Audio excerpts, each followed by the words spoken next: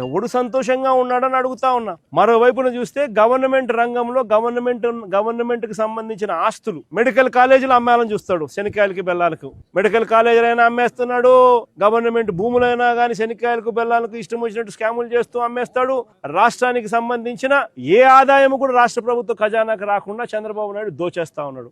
మద్యం నుంచి మొదలు పెడితే మద్యము, ఇసుక, మట్టి, క్వాడ్స్, సిలికా ఏదైనా చెప్పండి, రాజధాని భూముల దగ్గర నుంచి ఏకంగా రాష్ట్రంలో భూముల అమ్మకం దగ్గర నుంచి శనికాయలకు బెల్లాలకు అమ్మడం దగ్గర నుంచి అమరావతి పేరుతో ఆయన స్క్వేర్ ఫీట్ కు 10,000 రూపాయలు చెప్పున కాంట్రాక్టులు ఇస్తూ స్కాములు చేస్తూ కడతా ఉన్న కాంట్రాక్టుల వరకు టోటల్ గా రాష్ట్ర ప్రభుత్వాన్ని అన్ని రకాలుగా రాష్ట్ర ఖజానాను లూటీ చేస్తా ఉన్నారు చంద్రబాబు నాయుడు.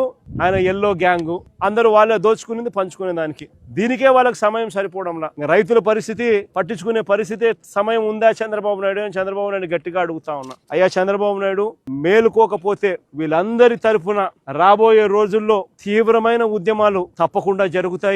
చంద్రబాబు నాయుడు గారిని గద్దె దింపే కాలం కూడా త్వరలోనే వస్తుంది. దేవుడు మొటికాయలు వేస్తాడు. ప్రజలు కూడా గట్టిగా చంద్రబాబు నాయుడు దింపే రోజులు త్వరలోనే ఉన్నాయని చంద్రబాబు నాయుడు గట్టిగా మందలిస్తూ చెప్తా ఉన్నా.